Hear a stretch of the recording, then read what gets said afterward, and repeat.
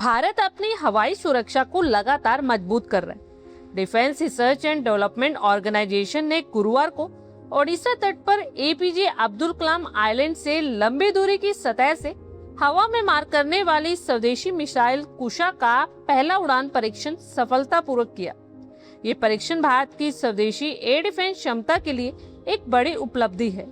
ये missile system लंबी दूरी तक हवाई खतरों को बेअसर करने की क्षमता रखता है। इस मिसाइल टेस्टिंग से पाकिस्तान और चीन जैसे देशों से भारत की सुरक्षा भी मजबूत होगी और खास बात यह है कि ये मिसाइल एयर डिफेंस सिस्टम के तौर पर भी काम करेगी।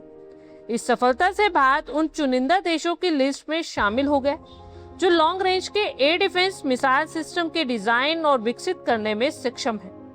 डीआरडीओ ऑफिशियल्स के अकॉर्डिंगली मिसाइल को लैंड बेस्ड प्लेटफॉर्म से लॉन्च किया गया और सभी मिसाइल्स ऑब्जेक्टिव्स पूरे हो गए। आखिर प्रोजेक्ट कुशा है क्या? तो बता दें कि प्रोजेक्ट कुशा भारत का स्वदेशी long range surface to air missile यानी LRSAM प्रोग्राम है। इसका उद्देश्य देश के लिए ऐसा एडवांस एयर डिफेंस सिस्टम तैयार करना है जो दूर से हवाई खतरों को पहचान कर हवा में ही नष्ट कर सके।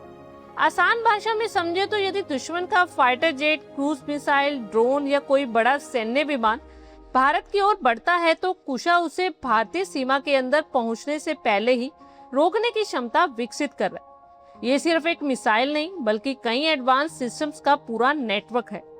क्यों स्टार्ट हुआ प्रोजेक्ट कुशा? तो बता दें कि भारत ने पिछले कुछ सालों में अपनी एयर डिफेंस क्षमता को तेजी से मजबूत किया है। स्पेशली ऑपरेशन सिंदूर के टाइम से इसमें और भी तेजी आई है। देश के पास पहले से आकाश, MRSAM, QRSAM, स्पाइडर और रूस से खरीदा गया S-400 एयर डिफेंस सिस्टम मौजूद है। लेकिन लॉन्ग रेंज का स्वदेशी डिफेंस सिस्टम विकसित करना भारत की सबसे बड़ी जरूरत थी।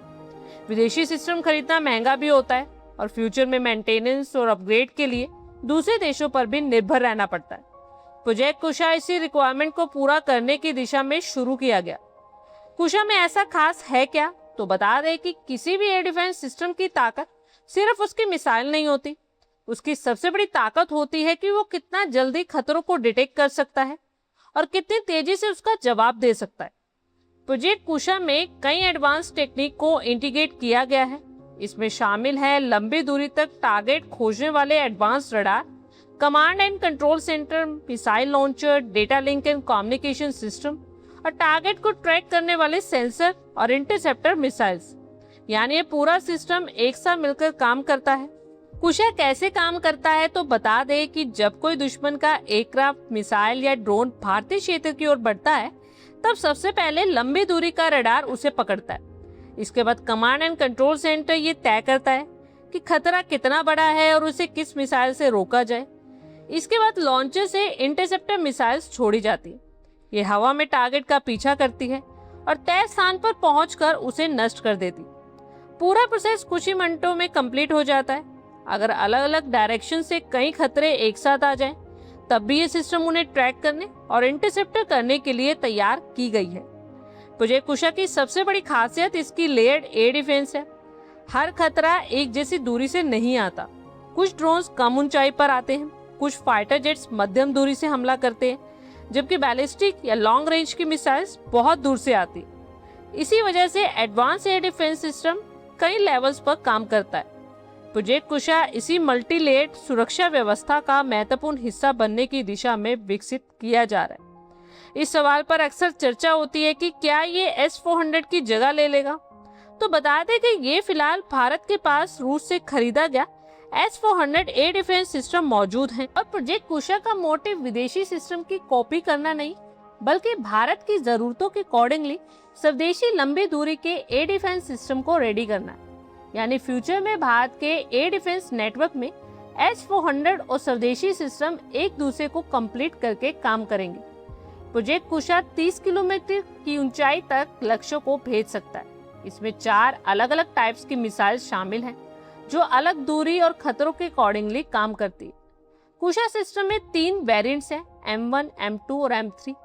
M1 की रेंज लगभग 150 किलोमीटर, M2 की 250 किलोमीटर और M3 की 350 से 400 किलोमीटर तक रेंज है।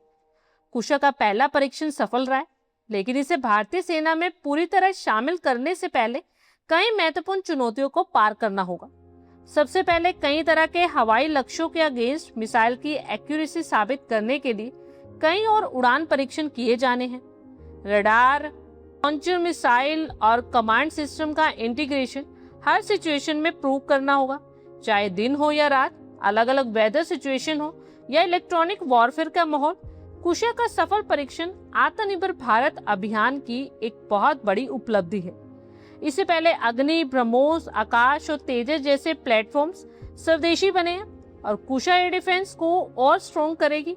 इससे विदेशी करेंसी की बचत होगी और इंडियन इंडस्ट्रीज को बढ़ावा मिलेगा। डीआरडीओ के साथ प्राइवेट क्षेत्र की कंपनीज भी जुड़ रही हैं, जिससे रोजगार भी जनरेट होगा और फ्यूचर में कुशा को थल सेना, वायुसेना और नौसेना के साथ भी इंटीग्रेट किया जाएगा।